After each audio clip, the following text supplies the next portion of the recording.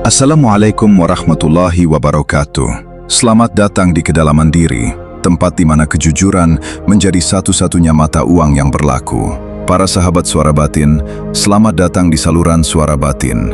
Suara terdalam dari setiap diri manusia yang menuntun ke jalan kebenaran dan keberlimpahan tanpa batas. Pernahkah kalian bertanya-tanya, mengapa ada orang yang memiliki segalanya di rekening bank mereka, namun matanya memancarkan kekosongan yang amat dalam? Sebaliknya, ada yang hidupnya sederhana, namun kehadirannya membawa kehangatan seperti matahari pagi. Hari ini, kita akan mengungkap sebuah rahasia besar yang selama ini disembunyikan oleh kebisingan dunia. Rahasia tentang bagaimana memegang uang tanpa membiarkannya menggenggam jantung kita. Kita akan belajar cara mengatur keuangan tanpa harus kehilangan jiwa. Karena jika jiwa telah hilang, maka sebanyak apapun angka yang kau punya, kau hanyalah penjaga kubur bagi harta yang tak bisa kau nikmati. Bagian 1. Memahami energi uang dan jebakan dopamin. Para sahabat suara batin, mari kita mulai perjalanan ini dengan sebuah kejujuran yang tajam. Mengapa kita begitu terobsesi pada angka-angka di layar ponsel atau lembaran kertas di dompet kita? Secara biologis, otak manusia tidak dirancang untuk memahami konsep uang, namun otak kita sangat memahami konsep kelangsungan hidup dan penghargaan. Disinilah letak jebakan pertamanya. Dalam sains modern, setiap kali kita mendapatkan uang, membayangkan belanja, atau melihat notifikasi saldo bertambah, otak kita melepaskan senyawa kimia bernama dopamin. Ini adalah neurotransmitter yang menciptakan sensasi kesenangan singkat. Namun, kita harus menyadari satu sifat buruk dopamin. Ia tidak pernah berkata cukup. Ia selalu meminta dosis yang lebih besar. Inilah yang oleh para psikolog disebut sebagai hedonic treadmill. Kita berlari kencang mengejar kenaikan gaji, rumah lebih besar, atau kendaraan lebih mewah, hanya untuk menemukan bahwa setelah mendapatkannya, tingkat kebahagiaan kita kembali ke titik nol. Kita kelelahan, namun tidak beranjak kemanapun secara spiritual.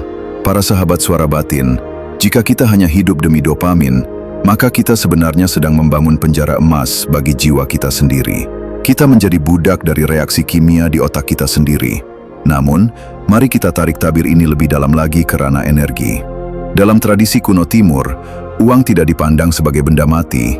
Ia adalah prana atau energi yang termaterialisasi. Dalam ajaran Veda, kelimpahan dipersonifikasikan sebagai Dewi Lakshmi. Ada sebuah rahasia penting di sini. Lakshmi dikenal memiliki sifat yang lincah dan tidak suka berdiam di satu tempat terlalu lama. Jika kita mencoba menggenggam uang dengan rasa takut, dengan kecemasan akan kekurangan, atau dengan keserakahan yang menyesakkan, maka kita sedang menghentikan aliran energi tersebut. Coba bayangkan uang seperti air di telapak tanganmu. Jika kau menutup tanganmu erat-erat karena takut air itu tumpah, kau justru akan merusak kualitas air itu. Ia menjadi hangat, kotor, dan tidak berguna. Namun, jika kau membuka telapak tanganmu, membiarkan air itu mengalir, dan hanya mengambil secukupnya untuk minum, maka mata air semesta akan terus mengalirkan air yang baru dan lebih segar ke tanganmu. Ketakutan akan kemiskinan adalah sumbat yang paling kuat bagi aliran rezeki. Mari kita renungkan hikmah dari sang maestro cinta, Jalaluddin Rumi. Beliau pernah berbisik melintasi zaman. Uang di tangan itu seperti air di bawah kapal. Ia membantumu berlayar dengan gagah menembus badai. Tapi, saat uang itu masuk ke dalam hati, ia menjadi air yang membocorkan kapalmu. Ia akan membuatmu tenggelam ke dasar samudera kegelapan. Para sahabat suara batin, banyak dari kita yang kapalnya bocor. Kita membiarkan opini dunia tentang kekayaan masuk ke dalam hati, sehingga kita merasa tidak berharga jika tidak memiliki harta. Padahal, jiwa kita adalah nahkoda yang seharusnya berkuasa atas laut materi, bukan sebaliknya. Secara kesadaran, uang adalah pelayan yang luar biasa jika kau tahu cara memerintahnya dengan cinta. Namun, ia akan menjadi tiran yang sangat kejam jika kau menjadikannya Tuhan. Ketika kita merasa kurang di dalam, maka dunia luar akan selalu terlihat kurang. Ini adalah hukum cermin. Kekayaan sejati dimulai dari sebuah frekuensi batin yang berkata, "Aku sudah utuh," dan uang hanyalah alat bagi jiwaku untuk mengekspresikan kebaikan di dunia ini. Maka, langkah pertama untuk berhenti menjadi budak uang adalah dengan mengenali tipu daya dopamin kita dan mulai menyadari bahwa uang yang kita miliki saat ini hanyalah titipan energi yang sedang mampir. Ia datang untuk memuji. Apakah kau akan menggunakannya untuk membangun jembatan cahaya bagi sesama, atau kau akan menggunakannya untuk membangun tembok tinggi yang mengurung jiwamu dalam kesepian? Bagian 2. Matematika langit dan prinsip keterhubungan. Para sahabat suara batin, setelah kita memahami bahwa uang adalah energi, sekarang mari kita masuk ke ruang kelas matematika langit.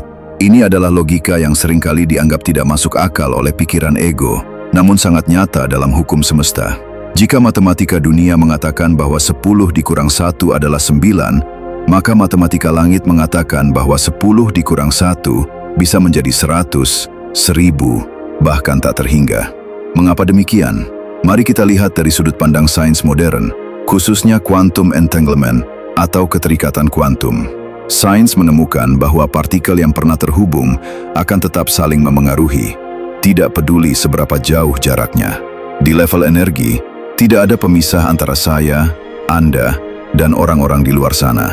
Kita semua adalah bagian dari satu kesatuan energi yang sama. Maka, saat kita memberi kepada orang lain, secara kuantum kita sebenarnya sedang memberi kepada diri kita sendiri dalam bentuk yang berbeda. Inilah rahasia yang tersirat dalam setiap kitab suci. Dalam ajaran Islam, Allah menjanjikan bahwa sedekah tidak akan mengurangi harta, melainkan membersihkan dan menumbuhkannya. Dalam Al-Quran disebutkan bahwa perumpamaan orang yang menginfakkan hartanya adalah seperti sebutir benih yang menumbuhkan 7 tangkai, dan pada setiap tangkai ada 100 biji. Para sahabat suara batin, ini bukan sekedar metafora puitis. Ini adalah instruksi tentang bagaimana energi kelimpahan bekerja. Saat kita memberi dengan tulus, kita sedang menghancurkan dinding pembatas antara aku dan mereka. Kita sedang mengirimkan sinyal ke alam semesta bahwa saya memiliki lebih dari cukup. Sinyal keberlimpahan inilah yang kemudian memicu hukum daya tarik. Sebaliknya, jika kita kikir, kita sedang memancarkan frekuensi kekurangan. Alam semesta yang bertindak seperti cermin raksasa hanya akan mengembalikan apa yang kita pancarkan.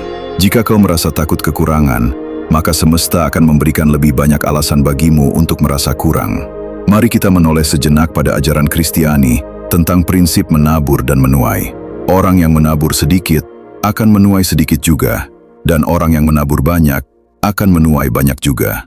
Ini selaras dengan hukum sebab akibat atau karma dalam ajaran Timur. Uang yang keluar dari tanganmu dengan rasa syukur dan kasih sayang akan membawa saudara-saudaranya kembali kepadamu dalam jumlah yang lebih besar. Namun, uang yang kau keluarkan dengan rasa berat hati atau kebencian akan membawa frekuensi negatif yang merusak ketenangan batinmu. Tokoh Stoik ternama, Marcus Aurelius, pernah mengingatkan kita bahwa kekayaan yang sesungguhnya adalah kekayaan jiwa.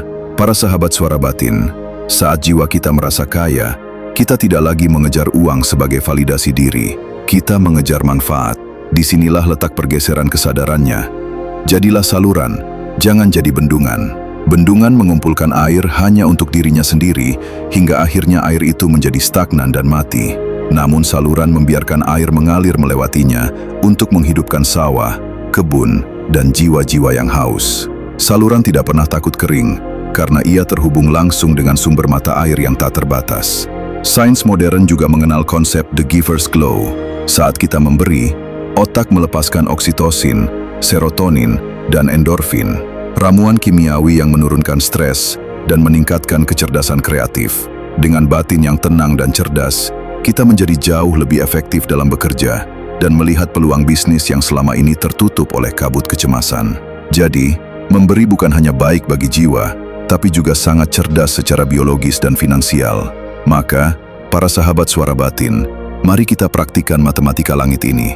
Jangan menunggu kaya untuk memberi, tapi memberilah agar kau merasa kaya. Karena kekayaan bukan tentang seberapa banyak yang kau simpan, tapi seberapa banyak kebermanfaatan yang mengalir melalui tanganmu. Mari kita hidupkan suara terdalam dari setiap diri manusia yang menuntun ke jalan kebenaran dan keberlimpahan tanpa batas ini dengan cara menjadi tangan-tangan yang murah hati di muka bumi. Bagian 3. Membersihkan wadah rezeki. Para sahabat suara batin, setelah kita memahami aliran energi dan matematika langit, Muncul sebuah pertanyaan besar. Mengapa saya sudah bekerja keras, bahkan sudah mencoba memberi, tapi hidup saya masih terasa sulit? Mengapa uang seolah-olah hanya mampir, lalu hilang begitu saja? Jawabannya sederhana, namun menantang. Masalahnya bukan pada air rezekinya, tapi pada wadahnya. Bayangkan, semesta sedang mencurahkan hujan rahmat yang sangat deras. Namun wadah yang kau sodorkan adalah gelas yang retak, atau bejana yang penuh dengan lumpur sisa-sisa dendam dan kebohongan. Sebanyak apapun air yang turun, ia tidak akan pernah penuh. Ia akan bocor melalui retakan karaktermu, atau ia akan menjadi kotor karena tercampur dengan lumpur batinmu. Dalam kearifan kuno Taoisme, ada konsep yang sangat indah bernama Wu Wei. Ini bukan berarti tidak berbuat apa-apa, melainkan bertindak selaras dengan alam semesta tanpa paksaan ego. Ketika kita memaksakan diri mengejar uang dengan cara-cara yang merusak integritas, seperti berbohong, menjatuhkan orang lain, atau mengabaikan etika, kita sebenarnya sedang menciptakan keretakan pada wadah nasib kita sendiri. Uang yang didapat dengan cara yang tidak selaras dengan kebenaran, dharma, akan membawa frekuensi gelisah. Dan kegelisahan adalah lubang bocor terbesar dalam ekonomi spiritual kita. Mari kita bedah dari sisi sains modern. Mengapa kejujuran dan ketenangan itu sangat penting bagi keuanganmu? Di dalam otak kita terdapat bagian bernama amigdala, pusat deteksi ancaman dan rasa takut.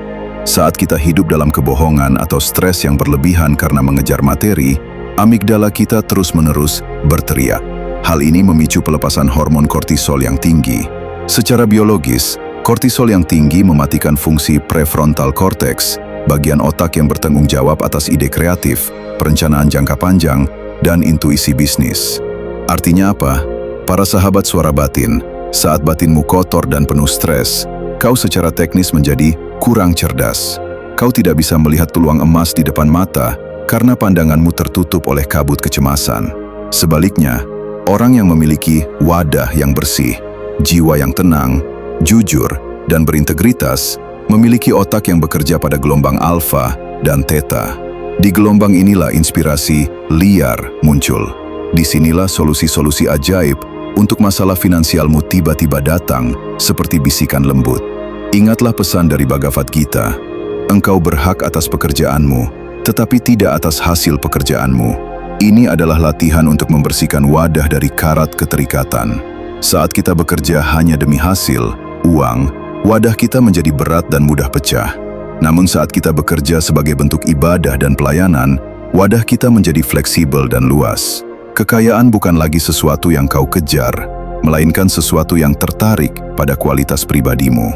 Para sahabat suara batin, mari kita periksa wadah kita masing-masing. Apakah di dalamnya masih ada sisa-sisa rasa iri melihat keberhasilan orang lain? Iri hati adalah racun yang membuat wadahmu menyempit. Apakah di dalamnya ada kesombongan? Kesombongan adalah penutup wadah yang membuat rezeki baru tidak bisa masuk. Bersihkanlah wadah itu dengan air pertaubatan, dengan sabun kejujuran, dan laplah dengan kain keikhlasan. Dalam tradisi Islam, kita mengenal konsep barakah atau berkah. Berkah bukan tentang jumlahnya, tapi tentang kebaikan yang menetap dan bertambah. Uang yang sedikit namun berkah bisa mencukupi segala kebutuhan dan menghadirkan ketenangan. Uang yang banyak namun tanpa berkah hanya akan habis untuk mengobati penyakit, membayar masalah, atau menutupi rasa sepi yang tak kunjung usai. Jadilah pribadi yang layak untuk dititipkan kekayaan besar oleh semesta. Semesta tidak memberikan apa yang kau inginkan, semesta memberikan apa yang selaras dengan siapa dirimu.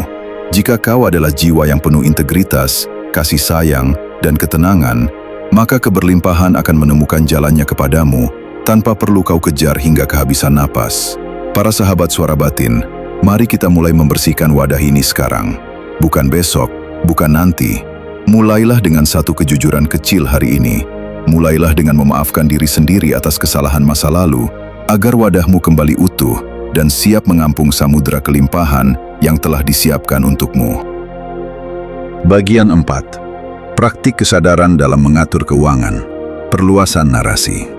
Guru, para sahabat suara batin, ilmu tanpa praktik adalah pohon tanpa buah. Setelah kita memperbaiki wadah diri, sekarang saatnya kita belajar bagaimana memegang uang dengan tangan yang terbuka.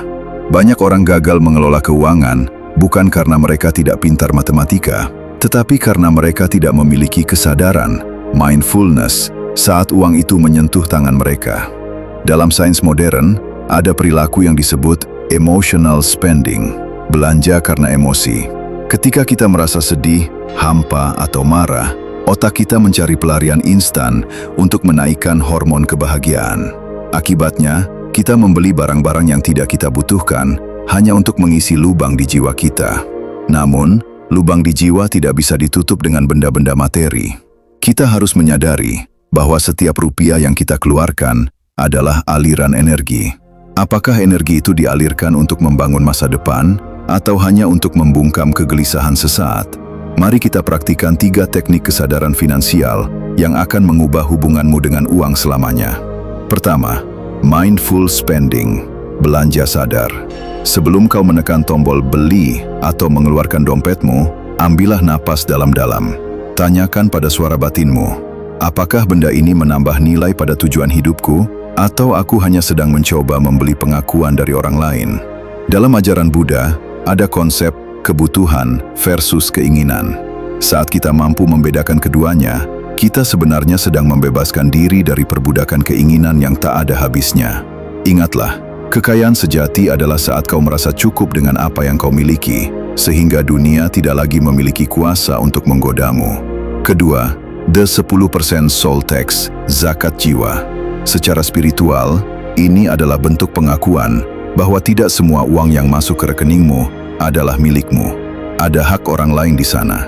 Dalam ilmu neuroscience, tindakan memberi secara rutin ini melatih otak kita untuk keluar dari scarcity mindset, mentalitas kekurangan, menuju abundance mindset, mentalitas kelimpahan. Saat kau dengan berani menyisihkan sebagian rezekimu untuk mereka yang membutuhkan, bahkan saat kau merasa pas-pasan, kau sebenarnya sedang mengirim perintah paksa ke alam bawah sadarmu bahwa saya adalah sumber, bukan hanya penampung. Sinyal ini sangat kuat untuk menarik peluang-peluang baru yang lebih besar. Ketiga, energy audit, audit energi. Setiap malam sebelum tidur, jangan hanya menghitung berapa uang yang keluar, tapi hitunglah berapa banyak rasa syukur yang kau tanam hari itu.